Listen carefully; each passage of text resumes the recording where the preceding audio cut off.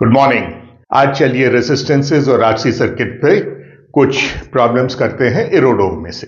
सबसे पहले कुछ सर्किट्स के इफेक्टिव रेसिस्टेंस निकालेंगे और इनिशियली वो प्रॉब्लम्स करेंगे जिसके अंदर हम सिमेट्री यानी सममिति और अध्यारोपण सुपरपोजिशन काम में लेते हुए वो कॉम्प्लेक्स सी दिखने वाली प्रॉब्लम आसानी से सॉल्व हो जाती है। उनमें पहली प्रॉब्लम है ये, एक क्यूब है जिसके जो 12 एजेस हैं, 1 2 3 4, 4 ऊपर और 4 ये साइड में, सबका रेसिस्टेंस है R और हमें इफेक्टिव रेसिस्टेंस पता करना है किसके बीच में, इसके और इसके बीच में, R18, और फिर पता करना है R14 और फिर पता करना है R12। तो सबसे आसान है R18, सबसे पहले वही करते हैं। वो क्या, मान लीजिए हमने यहां पर एक बैटरी लगा दी तो करंट इधर जा रहा है और करंट इधर जा रहा है, करंट इधर से निकल रहा है। तो यदि मुझे बैटरी का ईएमएफ मालूम है और करंट मालूम है तो आर इफेक्टिव हो गया आसानी से। आर इफेक्टिव या R18 will be EMF divided by current. अब यदि करंट यहां आई जा रहा है तो सवाल यह है, ये करंट यहां यहां यहां कितना कितना बटेगा। So in principle I1, I2, I3, but then अब हम सिमेट्री काम में लेते हैं। वो कैसे, यदि I इधर जा रहा है तो लाजमी बात है कि I इधर से बाहर निकलेगा और ये तीनों ब्रांच जो हैं ये बिल्कुल एक जैसी लगती हैं। क्यों? क्योंकि पूरा रास्ता देख लीजिए, टिक टिक टिक टिक टिक टिक टिक टिक टिक। So all of them will have the same amount of current और टोटल करंट I होना चाहिए। तो इधर कितना आएगा, I/3, इधर कितना आएगा, I/3, इधर कितना आएगा, I/3, और बाहर कितना आ रहा है, I/3, I/3, I/3। तो अब ये I/3 जो यहां पर है ये क्या है, इधर से आया और इधर से आया, कितना कितना पता नहीं। ये जो I3/3 यहां पर है ये कहां गया, कुछ इधर गया कुछ इधर गया। तो सवाल ये है, क्या ये फिर बराबर बराबर बटेगा। आप देखिए सिमेट्री है क्या प्रॉब्लम में, क्या ये दोनों पाथ एक जैसे हैं, एक रेसिस्टेंस दूसरा रेसिस्टेंस बाहर, और यदि ये पाथ एक जैसे हैं तो इसको मैं I/6 कर देता हूं, ये भी I/6 है और ये बस ये I/3 I/3, I3 नहीं I/3, which means ये I/3, ये I/6, ये I/3, which means इन दोनों के बीच में इफेक्टिवली पोटेंशियल डिफरेंस कितना हो गया, इनका पोटेंशियल डिफरेंस हो गया बीच में I/3 into R plus I/6 into R plus I/3 into R, which is 5/6R. And this is our potential difference or E. So effective value of the resistance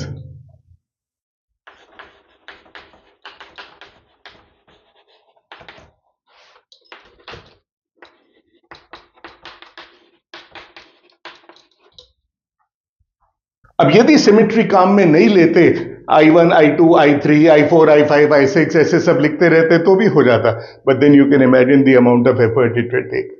कितने सारे current आ जाते I1 से लेके I12 तक, है ना, और वो सारे करंट्स लिख के फिर वो प्रॉब्लम सॉल्व। ये सबसे ज्यादा सिमेट्री थी इसलिए सबसे आसानी से हो गया। और क्या है, बाकी प्रॉब्लम्स में भी सिमेट्री है, कैसे करें अभी देखते हैं। चलिए अब हम पता करते हैं लास्ट वाला R12, which means हमने कहा let some current go here I and this current comes out here I. अब ये जो तीनों ब्रांचेस हैं ये तीनों ब्रांचेस आइडेंटिकल नहीं, और ये तीनों ब्रांचेस आइडेंटिकल नहीं है तो इसको मैं कह देता हूं I1, और ये दोनों ब्रांच आइडेंटिकल हैं। So this current will be I minus I1 upon 2, I minus I1 upon 2, और ये I1 है which means ये जो है I माइनस I1 अपॉन 2, ये है I माइनस I1 अपॉन 2। अब ये I माइनस I1 अपॉन 2 इधर आया, कुछ इधर जाएगा, कुछ इधर जाएगा। अब ये दोनों ब्रांचेस भी सिमेट्रिक नहीं है, तो लेट मी कंसिडर कि यहां जो करंट आ रहा है ये I2 है, तो यहां करंट कितना हो जाएगा, I minus I1 upon 2 minus I2। अब ये जो current I minus I1 by 2, ये जो करंट है यही करंट यहां आएगा।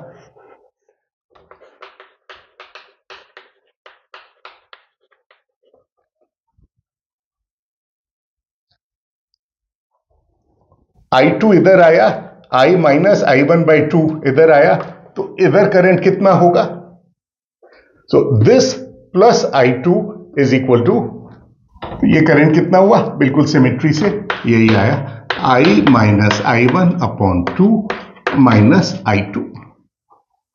सो this and this add up to give you this current. अब क्या करना है, वही काम जो पिछली बार किया था, 1 और 2 के बीच में पोटेंशियल डिफरेंस पता करना है। उसको पता करने के अलग अलग तरीके हैं।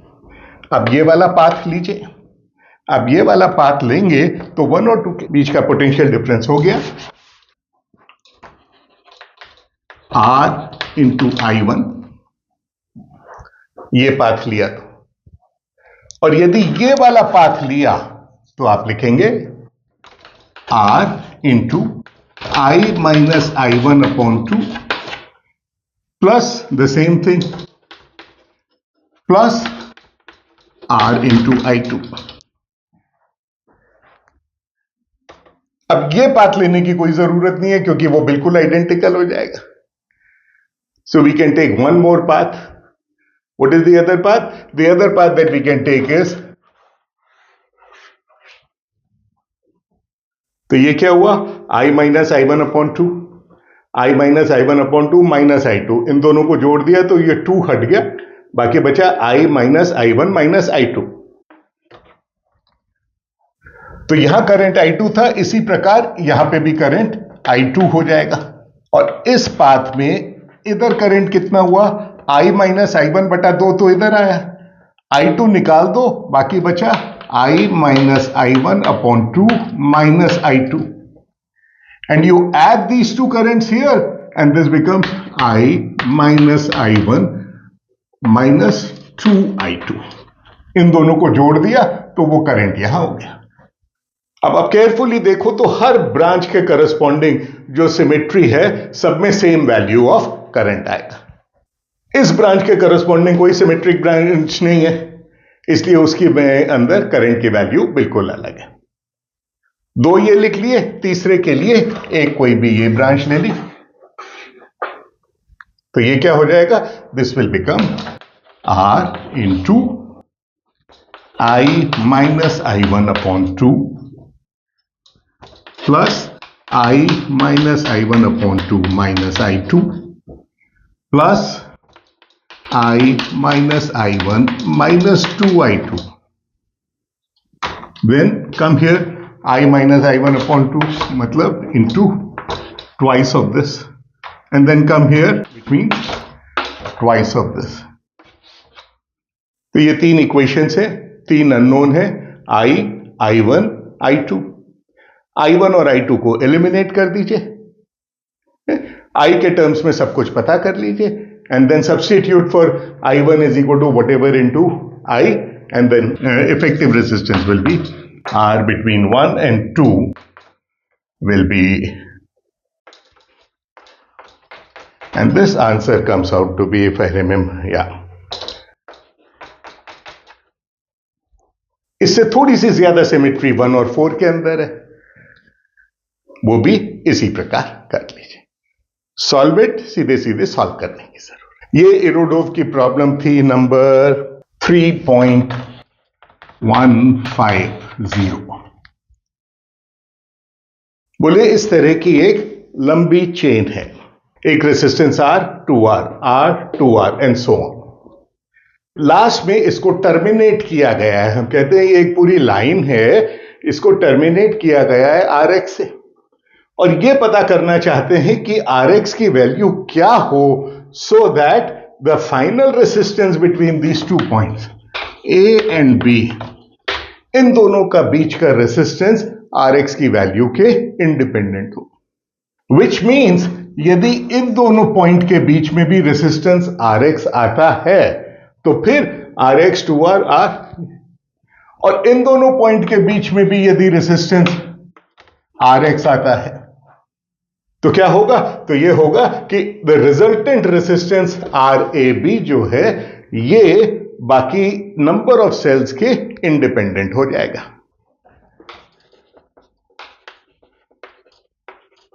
यदि इन दोनों पॉइंट के बीच का रेसिस्टेंस Rx है तो देखिए क्या हुआ, Rx 2RR, ये Rx आ गया 2RR, फिर इनका भी वही Rx हो जाएगा।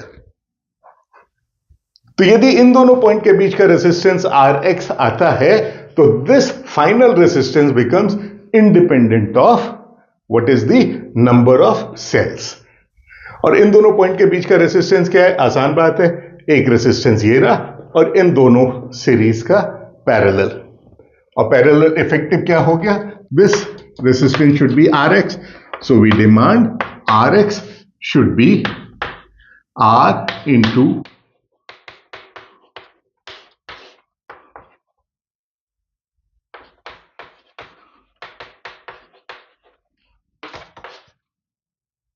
R1 R2 divided by R1 plus R2, दो पैरेलल में हो गए।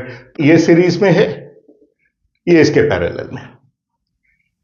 Solve for Rx, and if you solve for Rx then that is your answer. Next problem is 3.152. Very similar.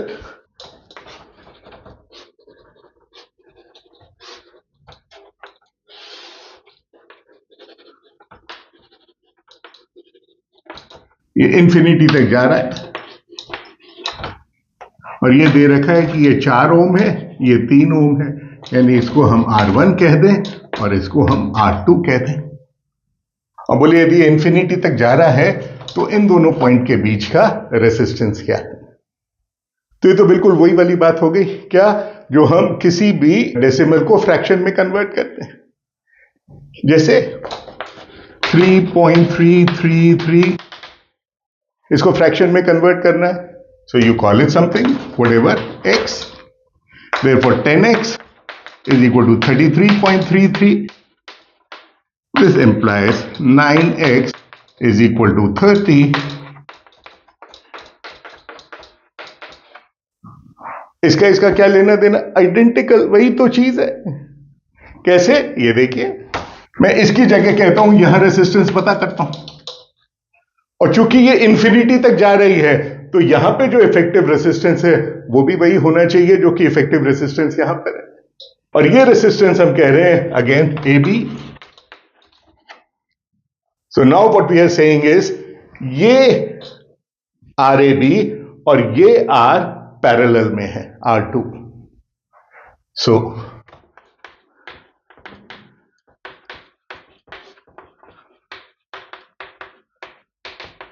ये क्या हो गया? ये इन दोनों का, ये इनफाइनाइट चेन का RAB, ये और ये पैरेलल का कॉम्बिनेशन, ये रेसिस्टेंस हो गया यहां पर, और उसके सीरीज में है R1, and that should give me RAB again, and you know R1 is equal to 4, R2 is equal to 3. Solve for RAB। Exactly ये की ये चीज है। This is 3.171। एक कैपेसिटर है, ये कहता नहीं है पैरेलल प्लेट, लेकिन हम मान के चल रहे हैं ये पैरेलल प्लेट है, और इसके अंदर कोई डाइलेक्ट्रिक है, and dielectric constant is given to be 2.1। Irodov के नहीं इस्तेमाल करता है, इरोडोव एप्सिलॉन करता है, but is the dielectric constant.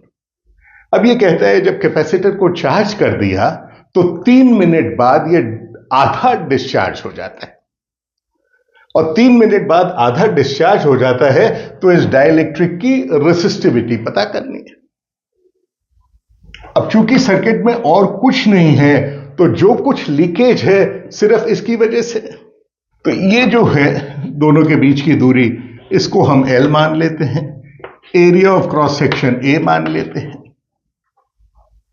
और चार्ज क्या है? Charge is Q not e to the power of minus T upon RC।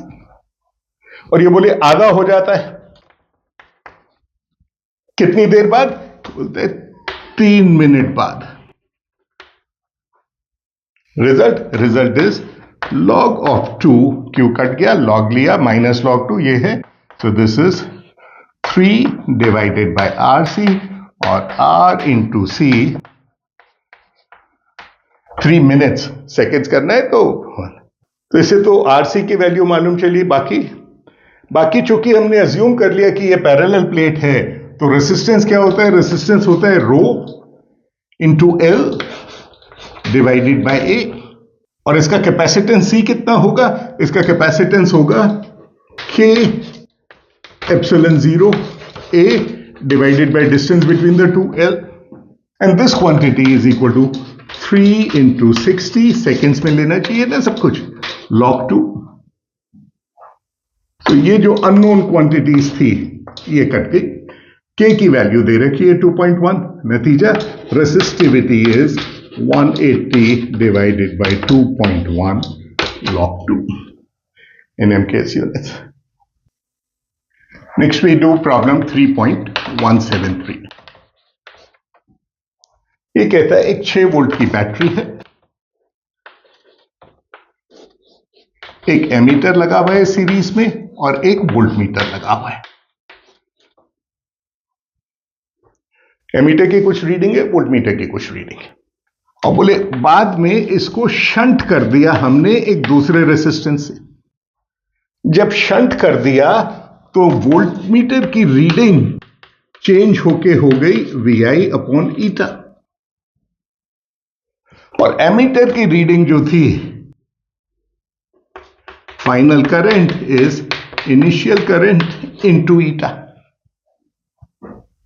तो आपको पता क्या करना है? VF की वैल्यू पता करनी, ईटा की वैल्यू दे रखी है।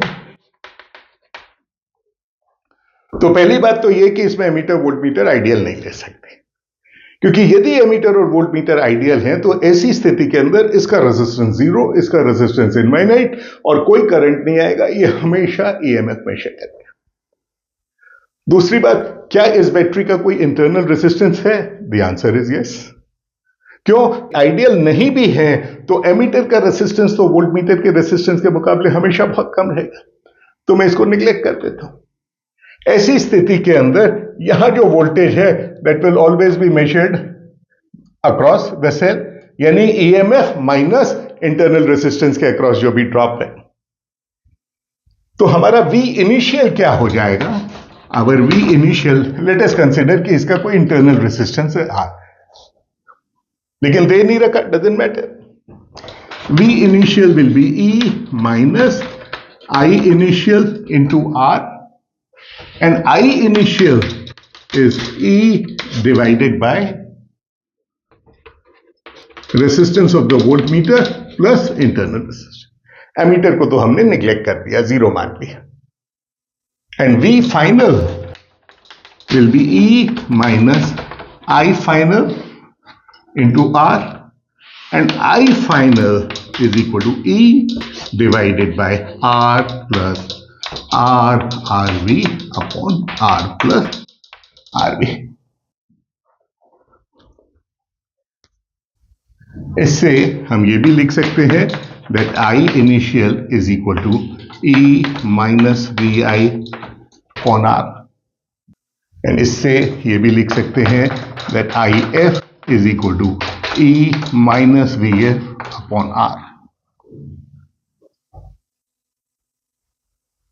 which is eta times I initial, which means eta times E minus VI upon R. I initial is E minus VI upon R, और VI कितना दे रखा है? VI दे रखा है eta times EF।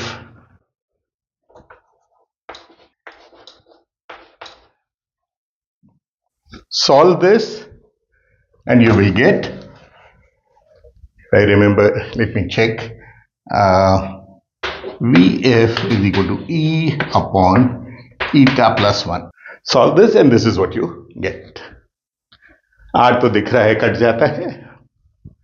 So this is problem 3.176. बोले ये 8 sales ऐसे connect कर रखी हैं सीरीज में सर्कल, और बोले हर का ईएमएफ अलग अलग है, और ईएमएफ की वैल्यू जो है वो बोलता है it is proportional to the value of the internal resistance.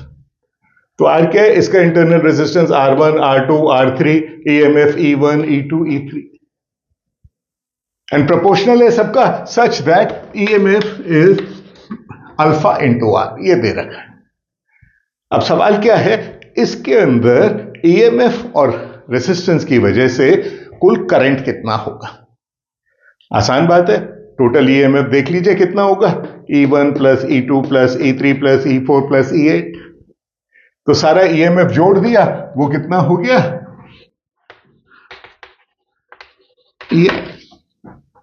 And this is summation alpha are आई, क्योंकि प्रोपोर्शनैलिटी कांस्टेंट सबका same. So this is alpha summation Ri. Therefore, current is EMF divided by summation Ri, which is alpha. So इसमें current कितना है, alpha. फिर ये पूछता है इन दोनों पॉइंट के बीच में कोई भी दो पॉइंट ले लो, से these 2 points, पोटेंशियल डिफरेंस कितना होगा. तो हम एक काम करते हैं, पहले किसी एक सेल के अक्रॉस पोटेंशियल डिफरेंस पता करते हैं. तो यहां करंट ऐसे फ्लो कर रहा है, कितना, अल्फा, और इसका इंटरनल रेजिस्टेंस क्या है, sum R. As a result current is flowing from higher potential to lower potential. तो पोटेंशियल कितना कम हो गया, minus alpha into sum R prime, और ईएमएफ कितना है, E prime, which will be plus E prime. This is the potential difference between these two. लेकिन ये दे रखा है कि ई प्राइम क्या है, ये तो इसके प्रोपोर्शनल है. नतीजा this become 0. So the potential difference across this cell is 0. Potential difference across this is also 0, and potential difference across each of these cells is 0. So इन दोनों पॉइंट के बीच में पोटेंशियल डिफरेंस कितना होगा, 0. So this is problem 3.184. ये circuit दे रखा है, दो सेल्स हैं, 3 रेजिस्टेंसेस हैं, और एक कैपेसिटर भी जोड़ रखा है, विच मीन्स आपको charging and discharging of capacitor काम में लेना पड़ेगा. और ये पूछता है कि ये सर्किट जोड़ने के बाद बहुत देर बाद what is the potential difference across the capacitor. The key is after a long time. So after a long time what happens is capacitor पूरा चार्ज हो गया, और जब कैपेसिटर पूरा चार्ज हो गया दैट मींस कैपेसिटर के थ्रू कोई करंट नहीं फ्लो कर रहा, और कैपेसिटर के थ्रू कोई करंट नहीं फ्लो कर रहा, तो जो करंट यहां आया वो यहां आया, वो यहां आया, वो आके यहां और यहां बट गया, यहां आया, यहां और यहां बट गया. तो फिर ये जो पोटेंशियल डिफरेंस आप पता करोगे वही इसके अक्रॉस पोटेंशियल डिफरेंस हो जाएगा. Capacitor becomes redundant. फर्क ही नहीं पड़ता कैपेसिटर हो या नहीं हो, क्यों, क्योंकि बहुत समय बाद. कैसे करें, आसान है. ये करंट मान लीजिए आई, ये भी आई, ये भी आई, ये हो गया I1, ये हो गया I minus I1. So you take a closed path like this, plus E1 minus 10 into I, फिर और नीचे गए, minus 20I1 and you come back to 0, वापस 0 पे आ गए. दूसरा पाथ आप ऐसे ले लीजिए, I माइनस I. सो दूसरी बार लेंगे लूप, क्या करेंगे, plus E1 higher to lower minus 10I, फिर यहां lower potential to higher potential plus E2. यहां करंट कितना है, I माइनस I1. इधर कितना आया, नहीं आया, क्यों, क्योंकि कैपेसिटर पूरा चार्ज है और कोई करंट अलाउ नहीं करता, और पूरा चार्ज है तो कोई फ्लो ऑफ करंट चार्ज इधर नहीं है. तो बाकी क्या गया, minus 30 times and you come back here.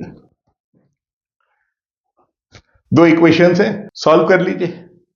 एक बार I और I1 के लिए सॉल्व कर लिया, then the potential difference between these 2 points is same as the potential difference between these 2 points. तो ये हो जाएगा -10I plus 1 volt. So इसको और मुश्किल कर सकता हूं, how much is the energy stored in the capacitor, यदि कैपेसिटेंस की वैल्यू दे दी तो. चलिए, one more question on this topic is problem 3.185. कोई बड़ा सर्किट है, उसका कुछ पार्ट दे रखा है जिसमें 3 पॉइंट दे रखे हैं, 1 2 3. इन तीनों के पोटेंशियल दे रखे हैं और ये रेसिस्टेंसेस दे रखे हैं. अब हम ये पता करना चाहते हैं कि यहां पर कितना करंट फ्लो करेगा. तो यदि इसका पोटेंशियल V1 10 वोल्ट है तो मैं यहां पर मान लेता हूं करंट I है, यहां पर मान लिया I1 है और यहां I माइनस I1 है. तो यहां से शुरू करूं और वहां तक जाऊं तो पोटेंशियल क्या होगा? ये 10 वोल्ट है. चूंकि मैं करंट इस डायरेक्शन में अज्यूम कर रहा हूं तो ये हायर पोटेंशियल से लोअर पोटेंशियल पे आए, -10I. फिर मैं हायर पोटेंशियल से लोअर पोटेंशियल पे गया, -20I1 और कहां पहुंच गया? 6 वोल्ट पे. अगली बार इधर आए, 10 -10I1, हायर पोटेंशियल से लोअर पोटेंशियल,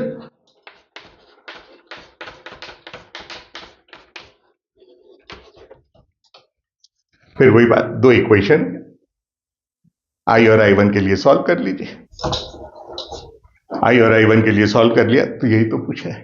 कहने का मतलब यह है कि सर्किट को कंप्लीट होना जरूरी नहीं है किसी भी पार्ट के अंदर करंट पता करने में. If you can find the potential at arbitrary points with respect to some predefined point, तो उसके बाद आप कहीं भी किसी भी ब्रांच में करंट पता कर सकते हैं.